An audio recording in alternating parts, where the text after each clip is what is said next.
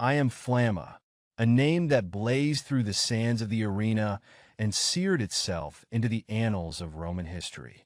Born a man of obscurity, I rose to become a warrior revered by the masses, feared by my enemies, and celebrated by emperors. Mine is a life shaped by iron and blood, dictated by the whims of fortune, and driven by the unyielding will to survive and thrive in a world that sought to break me. This is my story, not merely of combat, but of what it means to live on the edge of life and death, where glory is carved with steel and immortality is forged in the hearts of the spectators. I was born in the province of Syria, under the scorching sun of the Roman East. My family were farmers, laboring to scratch a living from the dry, unyielding land.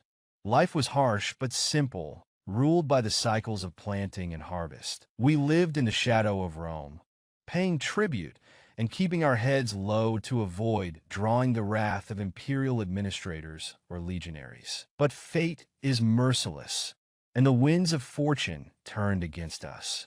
A rebellion broke out in our province, and the legions descended to restore order with the cold efficiency for which Rome was known.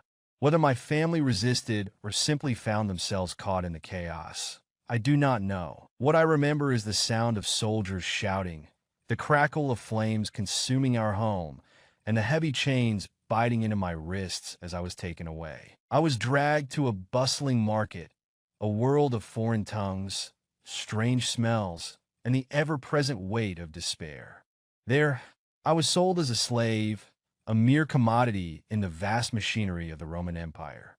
My captors must have seen potential in my frame, for I was not sent to toil in the fields or quarries. Instead, I was sold to a lanista, the master of a gladiator school, or ludus. This was the beginning of my transformation. In the ludus, I was no longer a boy from Syria, but a tool to be honed and shaped for the entertainment of Rome's bloodthirsty crowds. Life in the ludus was a relentless ordeal. The air was thick with the smell of sweat, leather, and blood.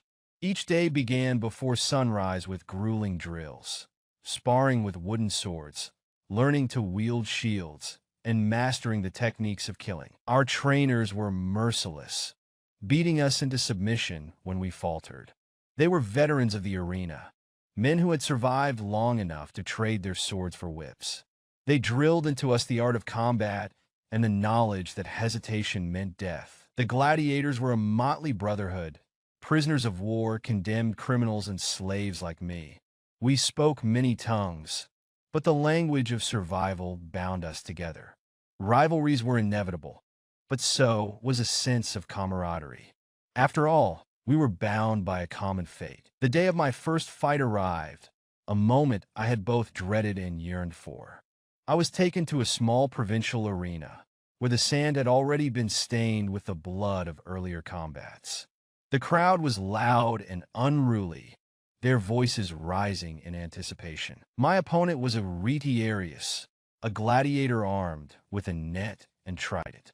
I was a secutor, wielding a short sword and a heavy shield. The match was a study in contrasts, his agility against my endurance, his precision against my brute force. The fight was a blur of movement and adrenaline.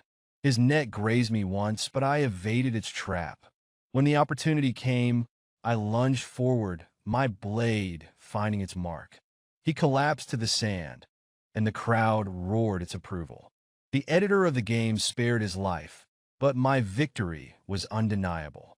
I had taken my first step toward greatness. With each battle, I grew stronger, faster, and more confident. My victories began to draw attention, and the name Flamma was whispered with admiration and awe. My moniker, the Flame, reflected not only my fiery spirit, but the spectacle I brought to the arena. I fought in every style and against every opponent imaginable. Heavily armed murmillos, nimble dimicari with 2 swords, and even beasts like lions and bears. Each victory added to my reputation, and with it came better treatment from my lanista. I was no longer just another slave. I was an investment in a rising star. By the time I reached my peak, My fame had spread far beyond the provincial arenas. I was brought to Rome itself, to fight in the Colosseum, the grandest stage of all. Here, before tens of thousands of spectators, I proved my worth time and again. The ultimate honor for a gladiator was the rudis, a wooden sword that symbolized freedom. It was granted to those who had earned their master's respect and the admiration of the crowd. I was offered this honor not once, but 4 times. Each time, I refused. Why?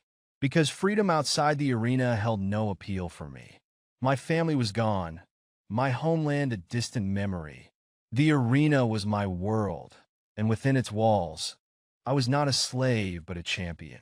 To step away would be to lose my purpose, my identity, and my glory. The Colosseum was a place like no other. Its towering arches loomed over the city, and its sands were steeped in the blood of countless warriors.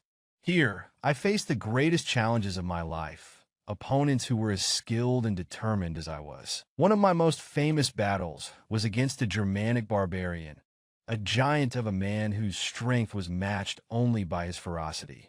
The fight was brutal, lasting what felt like an eternity.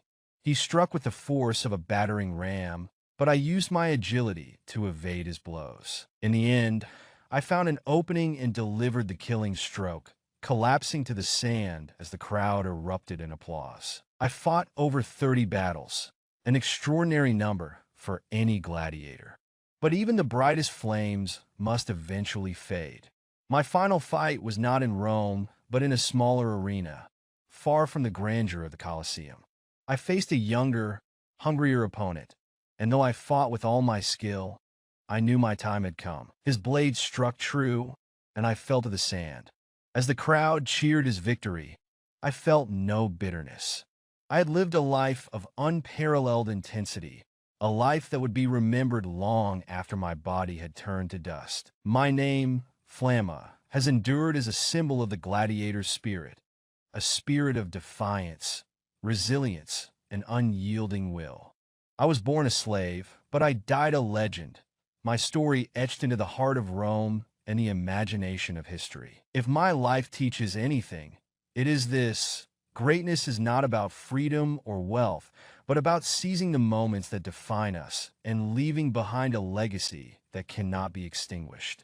I am Flamma, and though my flame has long since burned out, it still lights the path of those who dare to defy their fate.